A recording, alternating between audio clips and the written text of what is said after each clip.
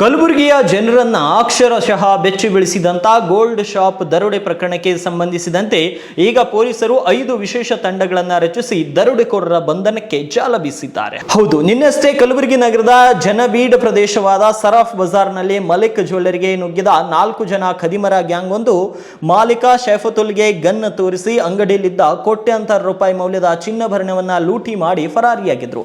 ಹಾಡು ಹಗಲೇ ನಡೆದ ಈ ಗನ್ ಪಾಯಿಂಟ್ ದರೋಡೆ ಸರಾಫ್ ಬಜಾರ್ನ ನೂರಾರು ಚಿನ್ನದ ವ್ಯಾಪಾರಸ್ಥರಿಗೆ ಭಯಭೀತರಾಗಿಸಿದೆ. ತಲೆಗೆ ಕ್ಯಾಪ್ ಹಾಗೂ ಮುಖಕ್ಕೆ ಮಾಸ್ಕ್ ಕಟ್ಕೊಂಡು ಬಂದ 4 ಜನರ ತಂಡ ಸಾಮಾನ್ಯ ಗ್ರಾಹಕರಂತೆ ಮಲಿಕ್ ಜ್ಯುವೆಲ್ಲರಿ ಶಾಪ್ಗೆ ನುಗ್ಗಿ ಮಾಲೀಕ ಶಫತುಲ್ನ ಮೊಬೈಲ್ ಸಮೇತ 2 ರಿಂದ 3 ಕೆಜಿ ಚಿನ್ನಾಭರಣವನ್ನ ದೋಚಿ ನಂತರ ಶಫತುಲ್ಲಾಗೆ ಕೈಕಾಲು ಕಟ್ಟಿ ಬಾಯಿಗೆ ಟೇಪ್ ಮೆತ್ತಿ ನಂತರ ಶಾಪ್ನ ಶಟರ್ ಮುಚ್ಚಿ ಅಲ್ಲಿಂದ ಎಸ್ಕೇಪ್ ಆಗಿದ್ರು. ದರೋಡೆ ನಂತರ ಸರಾಫ್ ಬಜಾರ್ ಮೂಲಕ ಕಾಲ್ನಡಿಗೆಯಿಂದ ತಹಶೀಲ್ದಾರ್ ಕಚೇರಿಯವರೆಗೆ ಹೋಗಿ ಅಲ್ಲಿಂದ ಆಟೋ ಮೂಲಕ ಕೇಂದ್ರ ಬಸ್ ಠಾಣಕ್ಕೆ ತಲುಪಿ ಅಲ್ಲಿಂದ ತಲೆಮರೆಸಿಕೊಂಡಿದ್ದಾರೆ.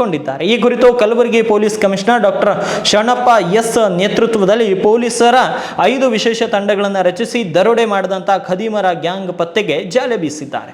ನಗರದಾದ್ಯಂತ ಅಳವಡಿಸಿದ ಸಿಸಿ ಕ್ಯಾಮೆರಾಗಳ ದೃಶ್ಯ ಹಾಗೂ ಗೋಲ್ಡ್ ಶಾಪ್ನ ಒಳಗಡೆ ಇರುವ ಸಿಸಿ ಕ್ಯಾಮೆರಾಗಳಲ್ಲಿನ ದೃಶ್ಯಗಳನ್ನು ಪಡೆದ ಪೊಲೀಸರು 4 ಜನ ಖದೀಮರ ಭಾವಚಿತ್ರಗಳನ್ನು ರಾಜ್ಯ ಸೇರಿದಂತೆ ಅಂತಾರಾಜ್ಯ ಪೊಲೀಸ್ ಠಾಣೆಗಳಿಗೆ ರವಾನಿಸಿ ಕುಖ್ಯಾತ ದರೋಡೆ ಗ್ಯಾಂಗ್ ಬಂಧನಕ್ಕೆ ಜಾಲ ಬೀಸಿದ್ದಾರೆ.